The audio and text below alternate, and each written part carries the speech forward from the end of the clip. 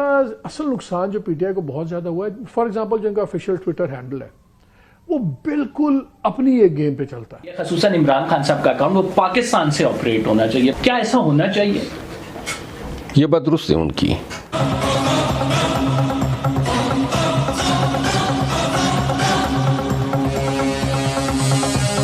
کل سے تحریک انصاف کے سوشل میڈیا وارئرز کے خلاف میدان میں اتارے گئے 4 ٹھوس کارتوس. روزانہ یہ فہرست اب بڑھتی چلی جائے گی. یہ لوگ شاید بھول گئے ہیں کہ اسی سوشل میڈیا نے انتخابات میں ان کی کمپین کی اور آج یہ مداری انہی گمنام بے لوث وارئرز پر الزامات لگا رہے ہیں. عمران خان کے آفیشیل ایکس اکاؤنٹ کی تکلیف حد سے بڑھ چکی ہے اور سب اس کے خلاف ہاتھ دھو کر پڑ گئے ہیں. جو بھی عمران خان کا اکاؤنٹ آپریٹ کر رہا ہے شاباش تن کے رکھو. شیر افضل مروت اور فواد چودھری کا عمران خان کے ٹویٹر اکاؤنٹ اور سوشل میڈیا وارئرز کے حوالے سے ایک پیج پر ہونا کوئی انہونی نہیں، کیونکہ یہ پارٹی کے نظریاتی ورکر تو ہے نہیں. مفاداتی چہرے کب کسی نظریاتی کے ساتھ ڈٹ کر کھڑے ہیں. کمپنی اور ان کے غیر روایتی ترجمان فواد مروت وغیرہ درست کہہ رہے ہیں کہ مذاکرات کے لیے تلخیاں کم کرنی چاہیے. تلخیاں کم کیسے ہوں گی؟ کمپنی ترجمانوں کا موقف ہے کہ سوشل میڈیا پر فوج مخالف پوسٹیں اور مہم بند ہونی چاہیے. یہ بات ان کی درست ہے کہ اس طرح تلخیاں کم ہوں گی.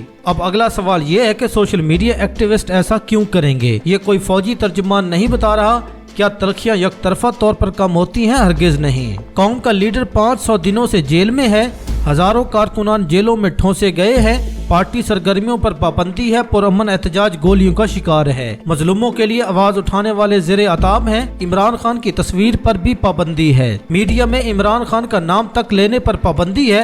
100 سے زائد کارکنان ملٹری کورٹس میں ہیں. فارم 47 کے ذریعے قوم پر لٹیرے مسلط کیے گئے ہیں اور عوامی مینڈیٹ واپس نہیں کیا جا رہا. نہتے مظاہرین پر گولیاں چلا کر بھی 5000 کارکنان جیلوں میں ٹھونس دیے گئے. پنجاب کی ساری قیادت 1.5 سال سے جیلوں میں بند ہے. کیا ان انتقامی کارروائیوں اور جابرانہ تسلط کے ہوتے ہوئے تلخیاں کم ہو سکتی ہیں؟ قیامت تک نہیں. سوشل میڈیا کو مورد الزام ٹھہرا کر کمپنی کے ترجمان کیا ثابت کرنا چاہتے ہیں کہ یہ ظلم و جبر، فسطائیت، یہ بربریت کا 2.5 سالوں سے جاری صفاقانہ کھیل سوشل میڈیا کی وجہ سے ہے. سوشل میڈیا خاموش ہو جائے گا تو تلخیاں ختم ہو جائیں گی. اگر سوشل میڈیا کی تنقید سے بچنا ہے تو سب کو اپنی آئینی حدود میں واپس جانا ہوگا اور قانون کی بالادستی قائم کرنا ہوگی. پھر کسی کے پاس بولنے کا جواز ہی نہیں رہے گا. لیکن جابرانہ تسلط اور جبر و فسطائیت کے ماحول میں ایک پارٹی کو کچل کر پھر اسے مذاکرات کے لیے بھی سوشل میڈیا کی خاموشی شرط ہے تو یہ بدترین ڈکٹیٹرشپ سے بھی آگے کا لیول ہے اور اس سے مزید رد عمل آئے گا. اور سچ تو یہی ہے کہ سوشل میڈیا ہی اس جابرانہ تسلط کے خلاف پرامن مگر مؤثر جدوجہد کر رہا ہے،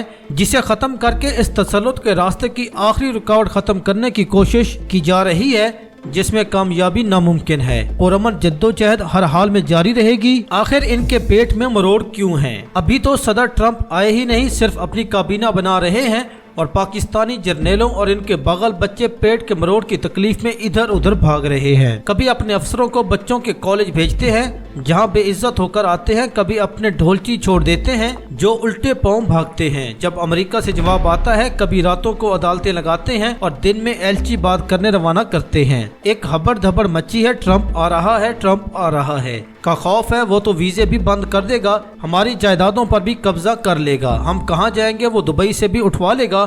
سعودیہ والے تو خود بیچارے ہیں. ایک ہی آواز ہے، جلدی کرو جلدی کرو، خان کو مناؤ، خان سے بات کرو، خان ہمیں معاف کر دے، کوئی بیچ بچاؤ کراؤ. وہ قتل کے کیس شروع کروا دے گا. ہم کہاں بھاگیں گے، کہاں جائیں گے؟ اب تو ڈی ایچ اے کے ریٹ بھی گر چکے ہیں، کوئی خریدار ہی نہیں. لوگ وردی پر تھو تھو کر رہے ہیں، حتیٰ کہ سیٹھی جیسے نوکر بھی آنکھیں دکھانے لگے ہیں اور خان کے گن گانے لگے ہیں. پاکستانی میزائل پروگرام پر لگنے والی پابندیاں اس امر کی بدترین مثال ہیں کہ کس طرح ایک فرد واحد کے ذاتی اقتدار کی ہوس ریاستی مفاد کو تباہ کر دیتی ہے. پچھلے سال جون جولائی سے جنرل عاصم منیر نے اپنی ڈکٹیٹرشپ کی غیر مشروط حمایت جیتنے کے لیے چین اور امریکہ کے درمیان کلا بازیاں کھا کر ایک کو دوسرے کے خلاف بلیک میل کرنے کی جو پالیسی اپنائی تھی، اس کا یہی نتیجہ نکلنا تھا. جنرل باجوہ بھی اتنا ہی مکروہ کردار تھا اور ذاتی اقتدار کے لیے سب کچھ کر گزرنے لگا، لیکن اس کا طریقہ کار مختلف تھا. یعنی لالچ اور چکر دیتا لیکن دھمکی نہیں. جب عاصم منیر کا طریقہ کار بلیک میلنگ والا تھا، اس کا رد عمل بھی آیا.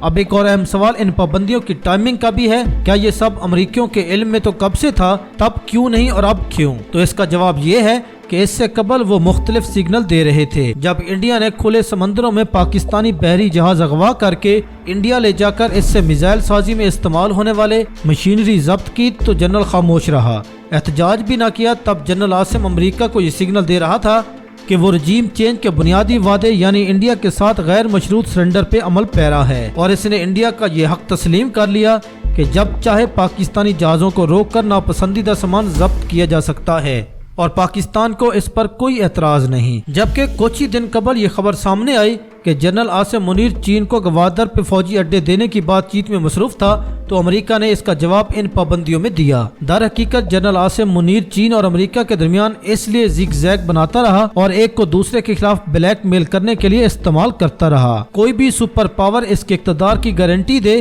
اور اسے اپنے مستقبل سایہ عافیت میں لے لے۔ ایسی اہم کانہ پالیسی کا بالآخر پاکستان کی ریاست کو ہی نقصان ہونا تھا، سو ہو گیا۔ ایک صارف کے مطابق یہ میزائل پابندیاں اس رجیم پر لگائی گئی ہیں جس کے بحری جہاز کو انڈیا کھلے سمندروں میں اغوا کر کے اس سے میزائل سے متعلقہ مشینری ضبط کر چکا ہے، اور جنرل عاصم منیر کے منہ سے چوں بھی نہیں نکلی۔ انڈیا کے خلاف یہ پہلے ہی بک چکے ہیں، انہوں نے ویسے کون سا میزائل بنانے تھے؟ حسب معمول امریکہ نے وہی کیا جس کا وہ پرانا عادی ہے۔ امریکہ نے پاکستان پر میزائل پروگرام میں پرزے دینے والی کمپنیوں پر پابندی لگا دی ہے۔ امریکہ کی تاریخ ہے کہ وہ جس سے اپنا کام نکلوا لیتا ہے پھر اسے کتے کی موت مارتا ہے، چاہے وہ جنرل ضیاء کی عبرتناک موت ہو، چاہے مشرف کو نشان عبرت بنانا ہو، چاہے بن لادن کو ٹھکانے لگانا ہو، چاہے صدام حسین کو راستے سے ہٹانا ہو۔ پاکستانی فوج کی بھی تاریخ رہی ہے، انہوں نے بار بار امریکہ ہی کو باپ بنایا ہے، بھلے امریکہ بار بار ان کی ماں کو طلاق دیتا رہے، یہ پھر بھی والدہ ماجدہ انہیں ہی کو پیش کرتے ہیں۔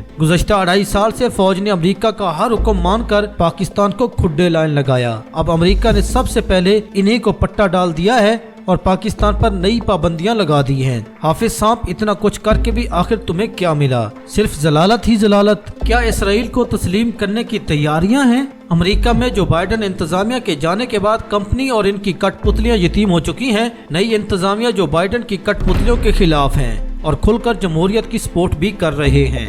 امریکہ کو موجودہ سیٹ اپ کو قبول کروانے کی درخواست کے لیے سعودی عرب کے حکمرانوں کے ترلے کیے گئے کہ وہ ٹرمپ کے ساتھ اپنے تعلقات کا فائدہ اٹھا کر انہیں قائل کریں، مگر سعودی عرب نے اس جعلی رجیم کو سپورٹ فراہم نہیں کی۔ اب دوسرا راستہ چنا گیا ہے جس مقصد کے لیے شہباز شریف اور اسرائیلی وزیر اعظم کی آج ملاقات متوقع ہے۔ کل شہباز شریف مصر پہنچا ہے اور آج اسرائیلی وزیر اعظم بھی مصر پہنچ چکا ہے۔ شہباز شریف نے یقیناً اسرائیلی وزیر اعظم سے یہی وعدہ کرنا ہے کہ اگر ان کی حکومت کو سپورٹ کیا جائے گا تو وہ اسرائیل کو تسلیم کر لیں گے۔ اسرائیل بھی جانتا ہے کہ اسٹیبلشمنٹ کے پریشر کے باوجود عمران خان نے اسرائیل کو تسلیم کرنے سے انکار کر دیا تھا، لہٰذا موجودہ سیٹ اپ یہ وعدہ کرتا ہے تو اسرائیل اس حکومت کی سپورٹ کے لیے امریکہ میں لابنگ کرے گی۔ ایک بات جو یہ رجیم بھول رہی ہے کہ دنیا بھر میں ان کی کوئی حیثیت نہیں رہی، انہیں پاکستانی عوام نے منتخب کیا ہے، نہ ہی عوام کے نمائندے ہیں، لہٰذا مسلط رجیم کا مسلط فیصلہ پاکستانی قوم قبول ہی نہیں کرے گی، لہٰذا ان کی کامیابی کے امکانات بہت ہی کم ہیں۔ اس ڈوبتی اور لڑکھڑاتی رجیم کو کوئی سہارا نہیں دے گا۔